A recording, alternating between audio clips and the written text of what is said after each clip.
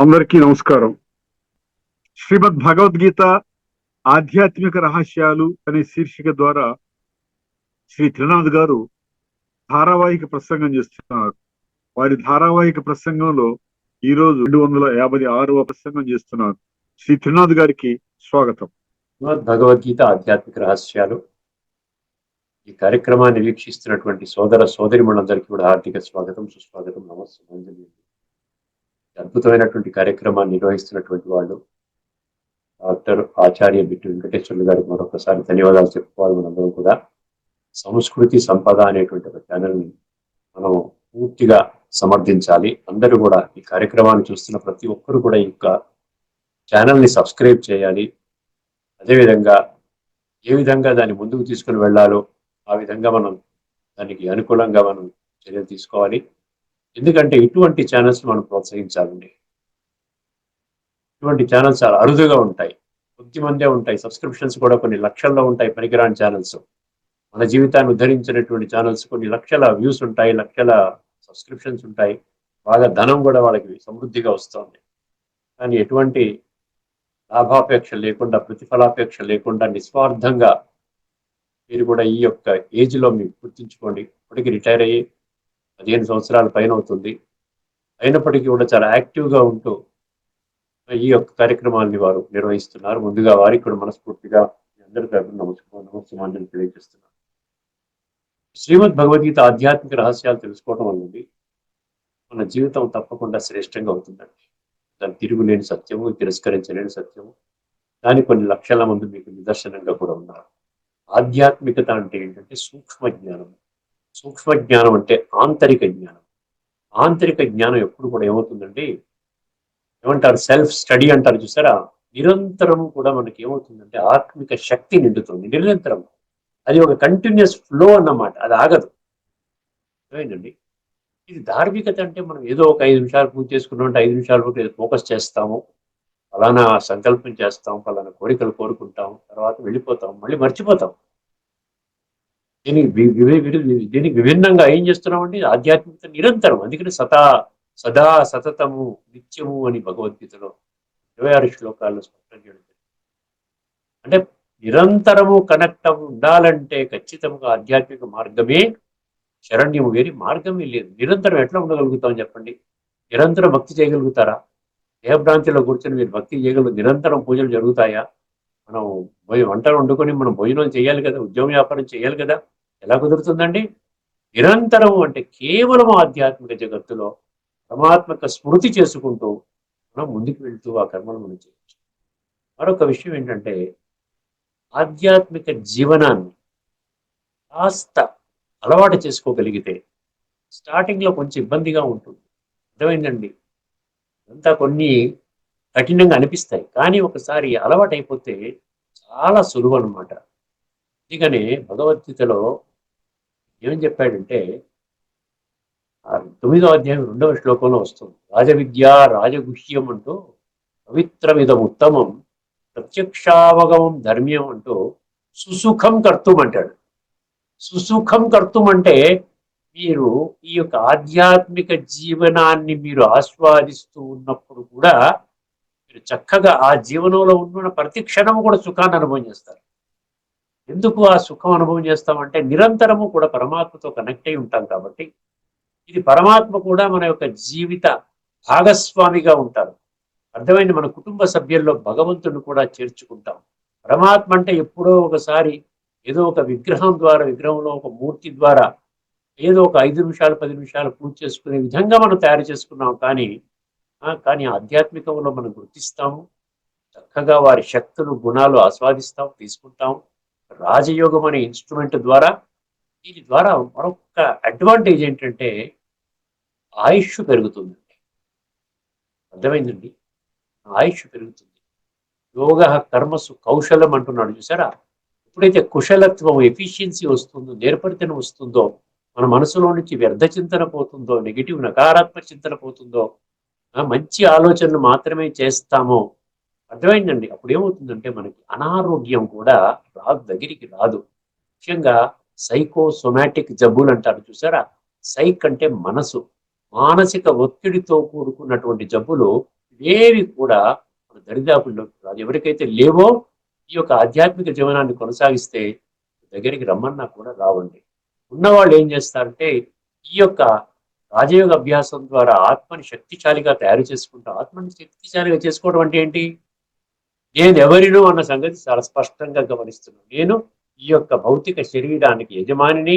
శరీరానికి కాదు, శరీరం ద్వారా ఉన్నటువంటి ఏమంటారు ఇంద్రియాలు, 5 పంచేంద్రియాలు, 5 జ్ఞానేంద్రియాలు, 5 కర్మేంద్రియాలు, 5 ఇంద్రియ విషయాలు.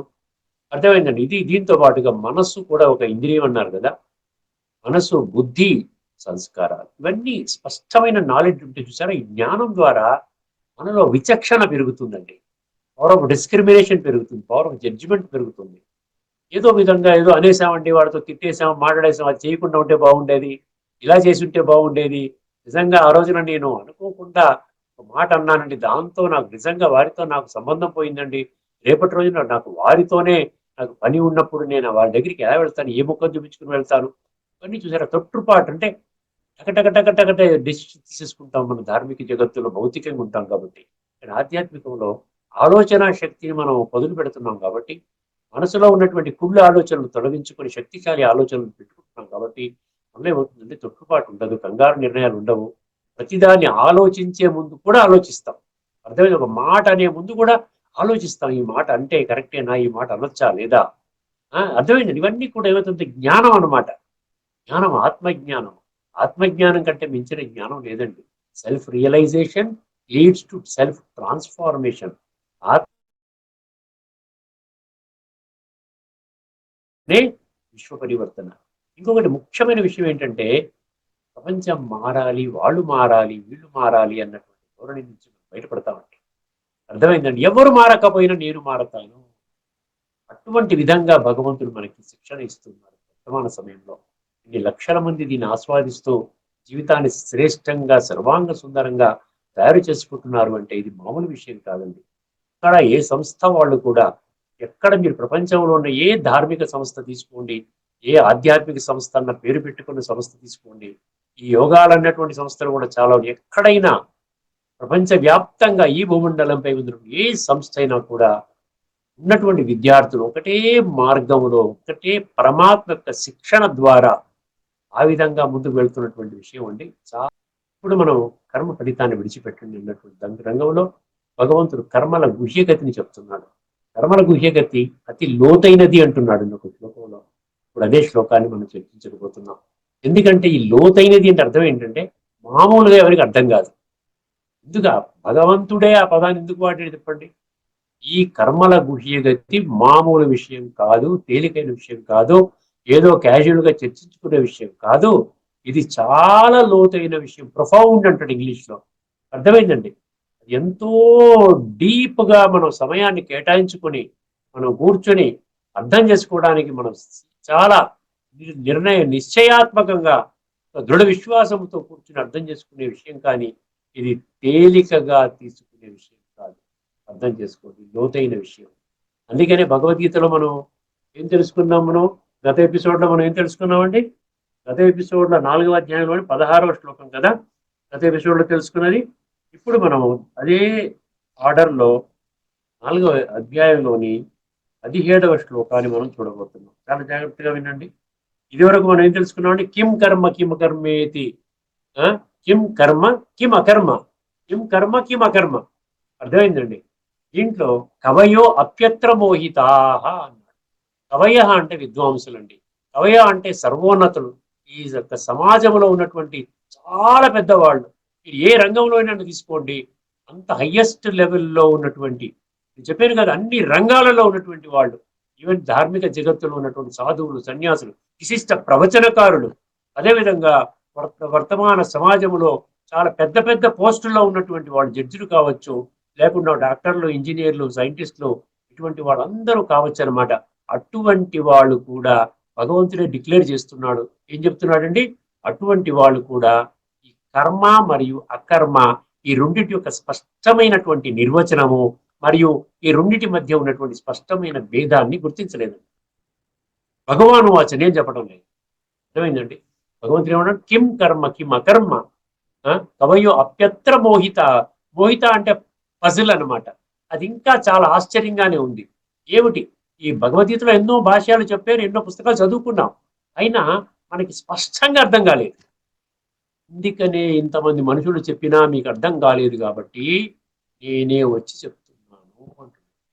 లేకపోతే భగవంతుడు రావాల్సిన పని లేదు. ఇప్పుడు భగవంతుడు చెప్తున్నాడు, ఆ చెప్పిన కోణంలో మేము అర్థం చేసుకున్నాం కదా, మాకున్నటువంటి స్పష్టత మేము మీకు కూడా ఇవ్వాలనుకుంటున్నాం కదా. అదేనమాట స్పష్టత ఇన్ని లక్షల మందికి ఉందండి, చదువు రాని వాళ్ళకు కూడా ఉందండి. ఏ చదువుకోవాలి, అకాడమిక్ డిగ్రీస్ లేవు, ఏమీ లేవు. మా దాదీజీ ఎవరైతే ఉన్నారో 3వ అధ్యక్షురాలు, అడ్మినిస్ట్రేటివ్ హెడ్, 104వ సంవత్సరంలో పరమపదించారు. ఆవిడ 3వ తరగతి ఫెయిల్ అయ్యారో పాస్ అయ్యారో తెలియదు, 3వ తరగతి అన్న మాట విన్నాను నేను. అర్థమైందండి. యుఎన్ఓలో ప్రసంగించారు, ఇంగ్లీష్లో ప్రసంగించారు. ఏమవుతుందంటే అలాగ ఆధ్యాత్మిక చింతనలో ఉంటే అసలు ఏమి అర్థం కాని విషయాలు కూడా చాలా స్పష్టంగా అర్థమవుతాయి. మనకి భాష కూడా ఆటోమేటిక్గా అన్ని దేశాలు పర్యటించారు, 150 దేశాల్లో ఉంది. అలాగ అందరితో మాట్లాడుతూ ఆ భాషను కూడా పికప్ చేశారు. అర్థమైందండి. సో ఆ విధంగా హిందీలో మాట్లాడతారు, ఇంగ్లీష్లో మాట్లాడతారు. నిజంగా ఆశ్చర్యం వేస్తుంది అనమాట. అంటే ఇక్కడ కావాల్సింది ఏంటంటే కేవలము సత్యత ఆధారంగా జీవితాన్ని నేను ముందుకు తీసుకుంటాను. అర్థమైంది. సత్యత, సత్యమేవ జయతే అంటాడు. అదే ట్రూత్ ఇస్ బిట్టర్ అంటారు, అది పుల్లగా ఉంటుందంటారు, చేదుగా ఉంటుందంటారు.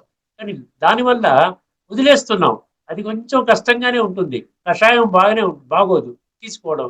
కానీ సత్యమేవ జయతే, చివరికి సత్యమే గెలుస్తుంది.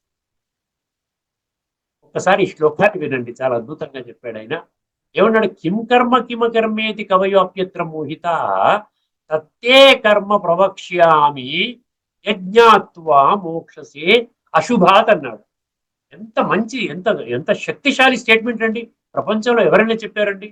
నీ యొక్క జీవితాన్ని, నీ జీవితంలో ఎదురయ్యేటువంటి సర్వ సమస్యలను, సర్వ అశుభాలను, సర్వ కష్టాలను, సర్వ దుఃఖమైనటువంటి సన్నివేశాలను మొత్తం తొలగించేస్తాను, ఎటువంటి కర్మ చేయాలో నేను చెప్తాను, నువ్వు చెయ్యి అంటున్నాడు. ఎవరైనా చెప్పారు మీకు ఇలాగా? 33 కోట్ల దేవీ దేవతలు మీరు ఆరాధించారు, మీకు నచ్చినటువంటి దేవీ దేవతను భగవంతుడిగా భావించి మీకు ఇటువంటి డైరెక్షన్ ఇచ్చారా? అర్థమైందండి. అదేవిధంగా ధర్మస్థాపకులు ఎవరైతే ఉన్నారో, ధర్మపితులు అంటున్నారు, ఒక్కొక్క ధర్మానికి ఒక్కొక్క ధర్మపిత. ఆ హిందూ ధర్మంలో కూడా ఎంతో మంది ధర్మాన్ని సమర్థించే వాళ్ళు, ఎంతో పేరు ప్రతిష్ఠ ఆదిశంకరాచార్య దగ్గర నుండి ఎంతో మంది, రామానుజాచార్య, మధ్వాచార్య, ఆనాటి వాళ్ళు కూడా చూసుకున్నట్లయితే వాళ్ళంతా ఏం బోధించారు? ఏదైనా 1% అయినా మనం జీవితంలో ఆచరించే ప్రయత్నం చేస్తున్నామా? జీవితాన్ని పరివర్తన చేసే మార్గమే కదా అందరూ చెప్పింది. ఇప్పుడు వర్తమానంలో విశిష్టమైనటువంటి ప్రవచనకారులు కూడా ఏం చెప్తున్నారు? చెత్త పనులు చేయమని చెప్తున్నారా? దేహభ్రాంతులు ఉండమని చెప్తున్నారా?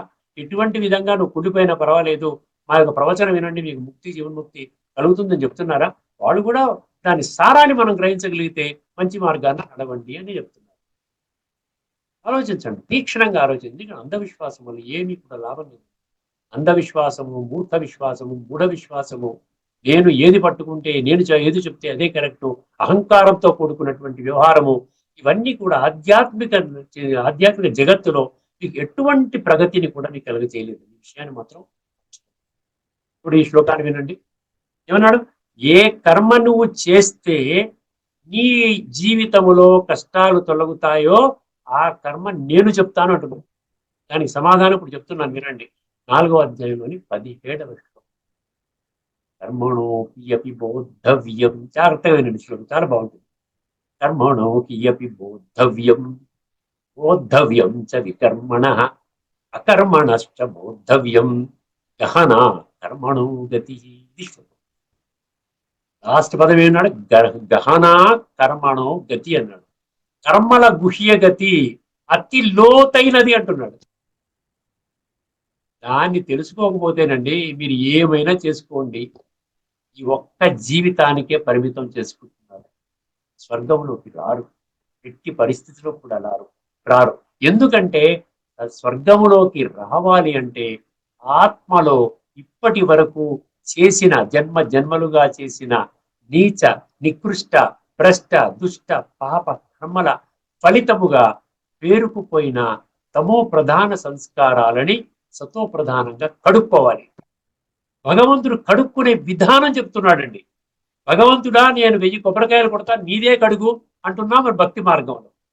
మేము ఏమి చెయ్యము, మాకేమి చెప్పొద్దు, మాకేమి బోధించొద్దు, మేము కావాలంటే మేము 1 కోటి రూపాయలు పెట్టి మేము హుండీలో వేస్తాము, లేకపోతే నీకు ఒక 30 కోట్లు పెట్టి వజ్రాభరణాలు చేయిస్తాము, కిరీటం చేయిస్తాము, కానీ మమ్మల్ని సంస్కార పరివర్తన చేసుకోమని మాత్రం చెప్పొద్దు భగవంతుడా.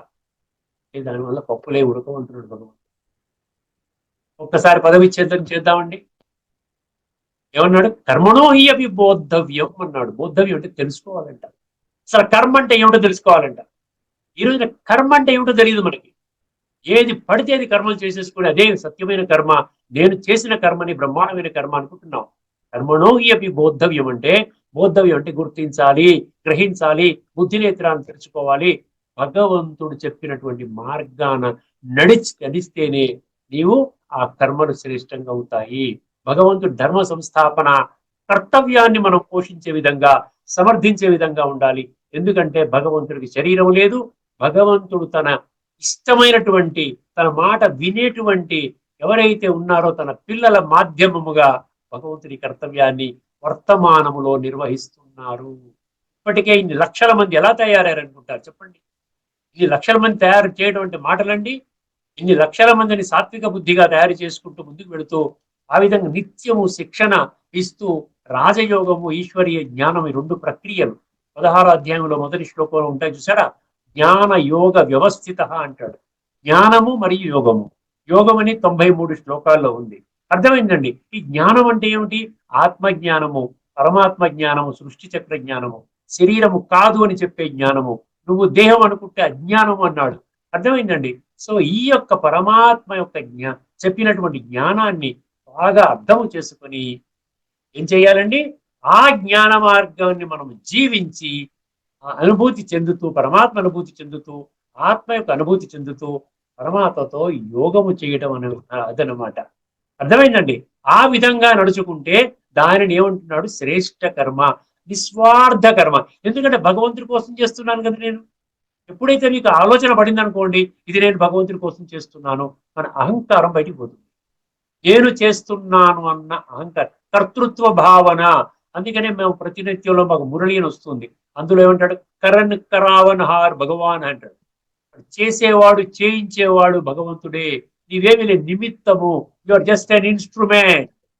అర్థమైంది? అందుకనే నా గురించి కర్మ చేయి. నువ్వేం ఉద్యోగం చేసుకో, వ్యాపారం చేసుకో, నిరంతరము నువ్వు ఏం చేసుకుంటావో చేసుకో, కానీ భగవంతుని యొక్క ధర్మ సంస్థాపన కర్తవ్యాన్ని సమర్థించే కర్మలు చెయ్యి. నిస్వార్థ కర్మలు చెయ్యి. నలుగురికి పనికొచ్చే కర్మలు చెయ్యి. సాటి మనిషికి దుఃఖాన్ని ఇచ్చే కర్మలు చెయ్యొద్దు. ఇప్పటి వరకు నీవు చేసినటువంటి విధానము సరైనది కాదు. దేహ భ్రాంతిలో ఇంద్రియ సుఖాలని ఆ విధంగా అనుభవం చేయడం కోసం అని చెప్పి దానికి అవసరమైన ధనాన్ని సమకూర్చుకోవడానికి నీవు ఇప్పటి వరకు నీవు దుష్టకర్మలు చేసావు. దానితో ఆత్మ కుళ్ళిపోయింది, బంకలాగా ఉంది, నల్లగా ఉంది, బొగ్గులాగా ఉంది, నాకు కనబడుతుంది. అందుకని తండ్రిగా నేను చలించిపోతున్నాను.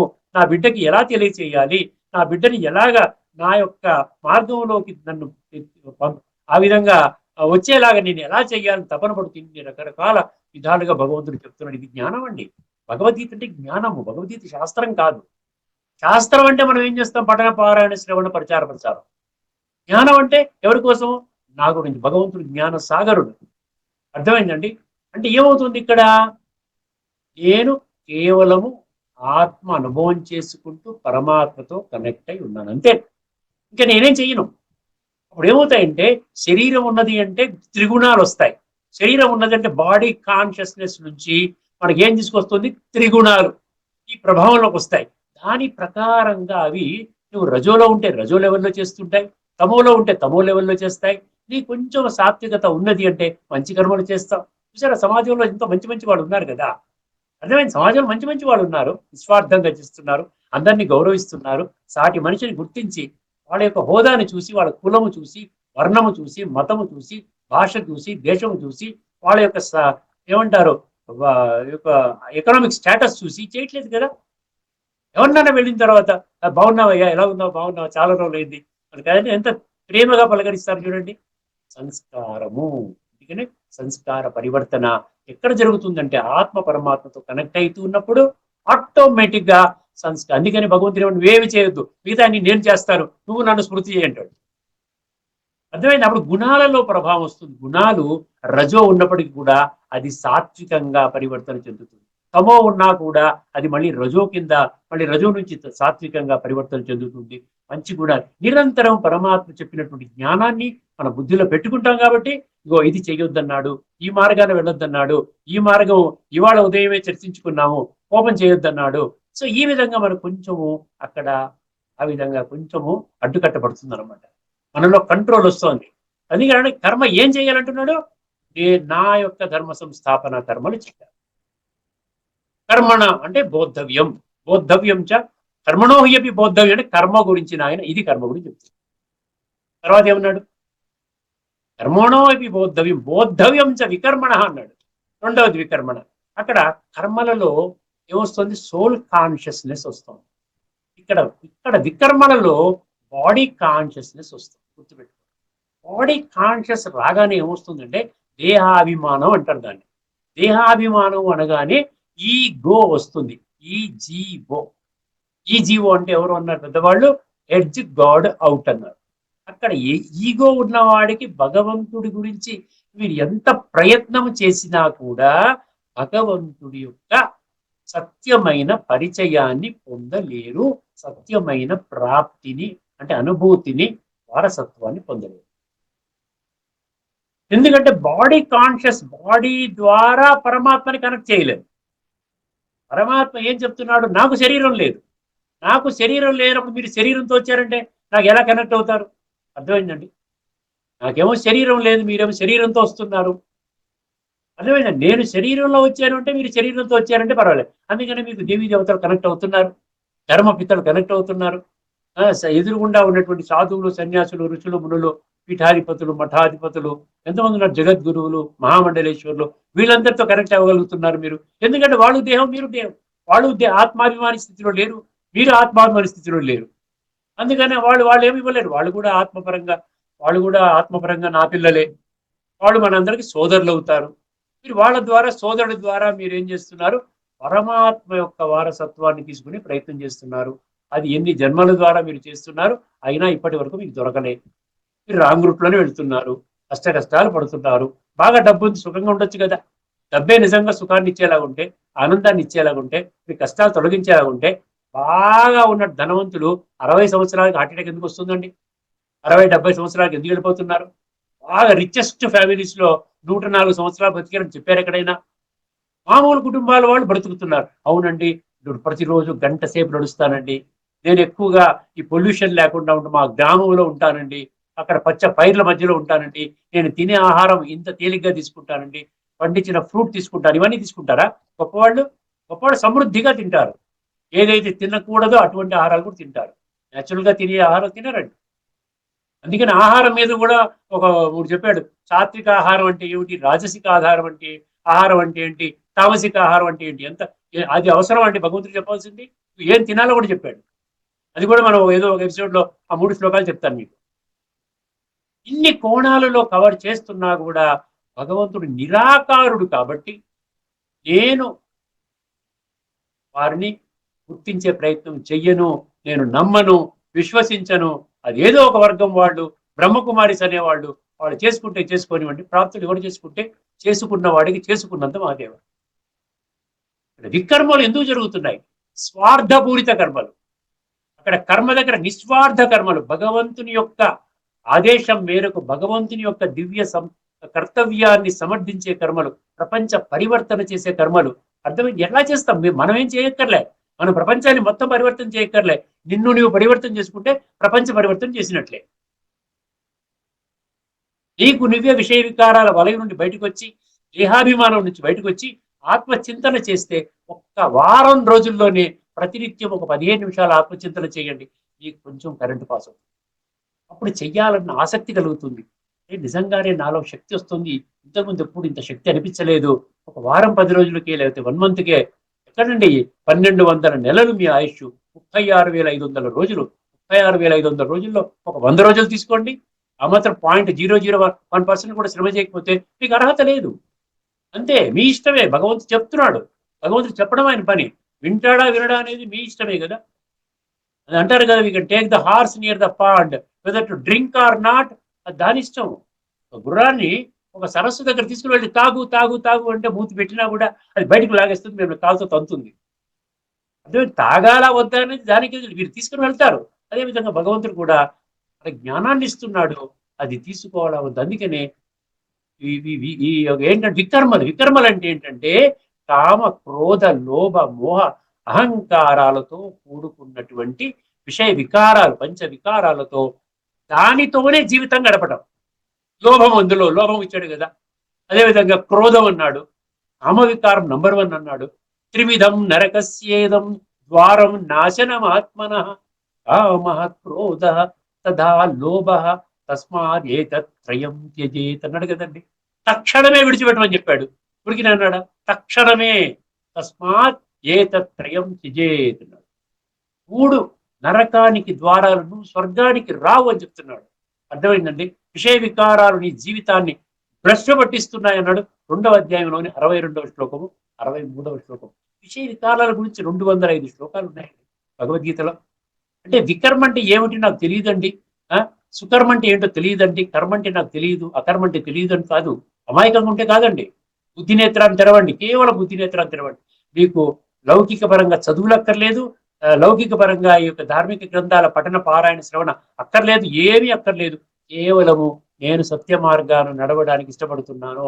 భగవంతుని మార్గం సత్య మార్గం, భగవంతుడు పరమ సత్యం అన్నప్పుడు నేను కూడా ఆ సత్యమైన మార్గంలో ప్రయాణించినట్లయితే ఈ వికర్మల నుంచి బయటకు వస్తాం.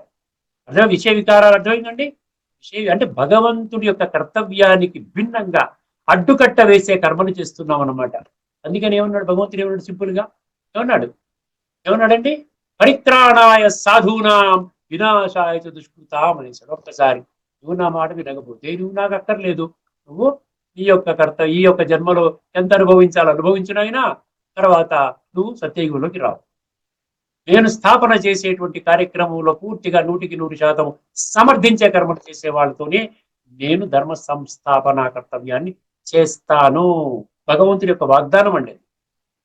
అర్థమైంది. నమాం దుష్కృతినో మూఢ ప్రపద్యంతే నరాధమ మాయయాపహ ఉత జ్ఞాన అన్నాడు గీతలో. అన్నాడు 4 రకాల వాళ్ళు. ఈ విధంగా అసుర లక్షణాలు ఉన్న వాళ్ళు ఎవరు కూడా నన్ను పొందలేరు అన్నాడు.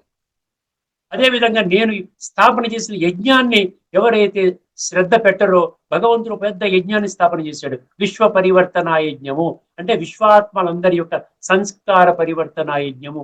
రాజస్వాశ్వమేధ అవినాశి రుద్ర గీతా జ్ఞాన యజ్ఞము. దాని మీద శ్రద్ధ లేకపోతే నువ్వు నన్ను పొందలేవనిశాడు. అర్థమైంది అనేసాడా? అశ్రద్ధ దానా పురుష ధర్మస్య అస్య పరంతప ప్రాప్య మాం నివర్తంతే మృత్యు సంసారవర్త్మని. ఇది 9వ అధ్యాయంలోని 3వ శ్లోకం. నువ్వు మృత్యు సంసారంలో తిరుగుతావు. మృత్యు సంసారం అంటే ద్వాపర కలియుగాలు మృత్యు సంసారం, దైవీ సంసారము సత్యత్రేతాయుగాలు దైవీ సంసారము. నువ్వు దైవీ సంసారం రావు, ఈ మృత్యు ద్వాపరంలో వస్తావు, మళ్ళీ కలియుగ దాకా బ్రతుకుతావు, మళ్ళీ నువ్వు మళ్ళీ సత్యత్రేతాయుగాలు ఉన్నప్పుడు నువ్వు అలాగా కోళ్ళలో ఉంటావు, నువ్వు జన్మ తీసుకోవు. దాని జన్మరాహిత్యం అని అన్నారు, టెంపరీ పీరియడ్ గా. తర్వాత మళ్ళీ ద్వాపరయుగం ప్రారంభమైనప్పుడు ఈ సంస్కారాలకు అనుగుణంగా మళ్ళీ పుడతావు. అందుకని మృత్యు సంసారంలోనే వర్త్మని అంటే పరిభ్రమిస్తూ ఉంటారని గీతలో చెప్పాడు. ఎవరికి? అశ్రద్ధ. భగవంతుడు ధర్మ సంస్థాపన కార్యక్రమం చేస్తున్నాడు, దాని పట్ల అశ్రద్ధ ఉన్నటువంటి వాళ్ళు మృత్యు సంసారం తిరుగుతారు. ఇదన్నమాట వికర్మల వల్ల ఫలితము. ఇవన్నీ డేంజరస్ ఎంతైనా మనం చెప్పుకోవచ్చు. కర్మణోయమి బోద్ధవ్యం, బోద్ధవ్యం చ వికర్మణ, అకర్మణశ్చ బోద్ధవ్యం. ఇప్పుడు అకర్మ గురించి చెప్తాను మీకు. అకర్మ అంటే ఏమి? మామూలుగా ఎందుకన్నాడంటే, బాగా విద్వాంసులు కూడా కర్మ అకర్మ తెలుసుకోలేదు. ఎందుకన్నాడు తెలుసా?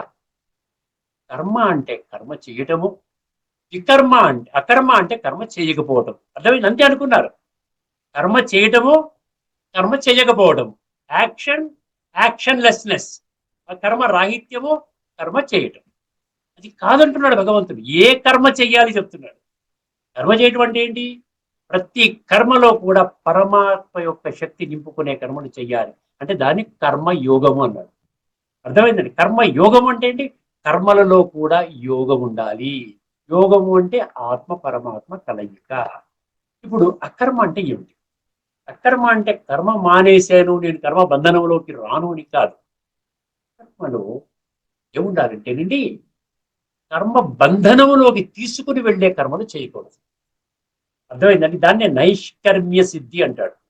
అర్థమైంది. నైష్కర్మ్య అంటే ఏంటి? నువ్వు కర్మ చేస్తావు, కానీ నీవు కర్మ బంధనంలోకి రాదు ఆ కర్మ. ఆ నైష్కర్మ్య సిద్ధి ఎప్పుడు వస్తుంది అంటే, నీవు చేసే కర్మలు వికర్మలుగా కాకుండా కర్మలుగా అవ్వాలి. మనం కర్మల గురించి చెప్పుకున్నాం, వికర్మల గురించి చెప్పుకున్నాం కదా. మీరు వికర్మల నుండి నువ్వు బయటకు వచ్చేసి నీవు పరమాత్మ యొక్క శక్తి తీసుకుని పరమాత్మ గురించి నీ దైనందిన జీవితంలో ఏవైతే కర్మలు చెయ్యాలో ఆ కర్మలని ఆత్మిక స్థితిలో పరమాత్మక స్మృతిలో నేను చేస్తున్నానన్న అహంకారాన్ని పక్కన పెట్టి డిటాచ్మెంట్, నీవు చేసే కర్మకు దాని యొక్క ఫలము ఏదైతే ఉందో, ఫ్రూట్స్ ఏవైతే ఉన్నాయో దానిని భగవదర్పణం చేసుకుంటూ నాకేమి సంబంధం లేదు, నేను హాయిగా పరమాత్మతో హాయిగా యోగము చేస్తూ ఉన్నాను, పరమాత్మని స్మృతి చేసుకుంటూ పరమాత్మ యొక్క శక్తిని తీసుకుంటూ గుణాలు తీసుకుంటూ ఉన్నాను. అటువంటి అటువంటి స్థితిలో నీవు చేసే కర్మ బంధనము కార్మిక బాండేజ్ లోకి రాదు, అది కర్మాతీత స్థితిలోకి వస్తుంది. నీ ఆత్మలో ఉన్నటువంటి కుళ్ళుని కడుగుతుంది, కుళ్ళుని పెంచదు. దానినే నైష్కర్మ్య స్థితి. నైష్కర్మ్య స్థితి అంటే కర్మలు పూర్తిగా ఆపేయడం కాదు, శ్రేష్టమైన కర్మలు, అర్థమైంది, ఆత్మని శుద్ధి చేసే కర్మలు, పరమాత్మ యొక్క స్మృతిలో చేసే కర్మలు, నిరంతరము పరమాత్మతో ఉండి పరమాత్మనే నా చేత కర్మలు చేయిస్తున్నాడు, నేను కేవలం ఇన్స్ట్రుమెంట్ మాత్రమే, అటువంటి విధంగా భావించేటువంటి కర్మలు చేసినట్లయితే అది అకర్మ అవుతుంది. అందుకని కర్మ మానేయమని పరమాత్మ ఎక్కడ చెప్పడండి. కర్మ మానేసినట్లయితే ఈ శరీర యాత్ర విచతే అన్నాడు చూసారా ఒక శ్లోకంలో.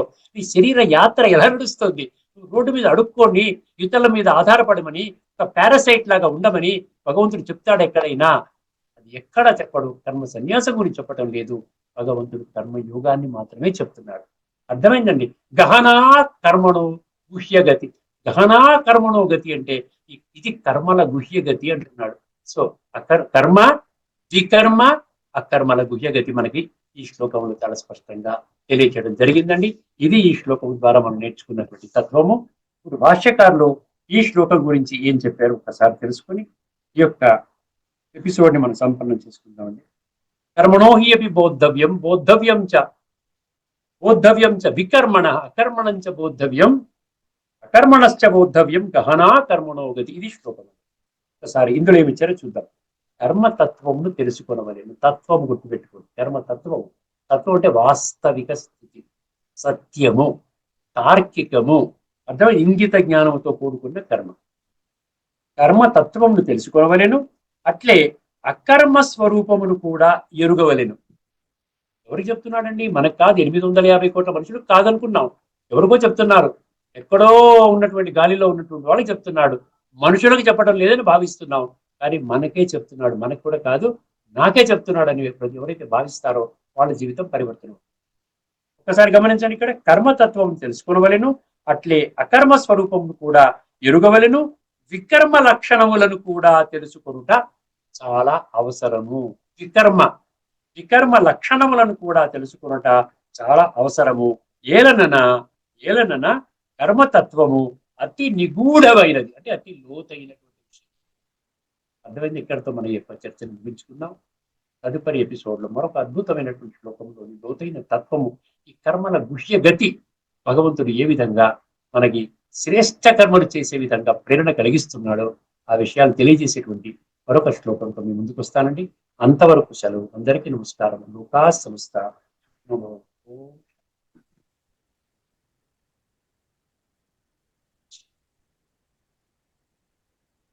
శ్రీమద్ భగవద్గీత ఆధ్యాత్మిక రహస్యాల తాత్విక సారాన్ని మనకు సవివరంగా విశ్లేషించిన శ్రీ త్రినాథ్ గారికి ధన్యవాదాలు.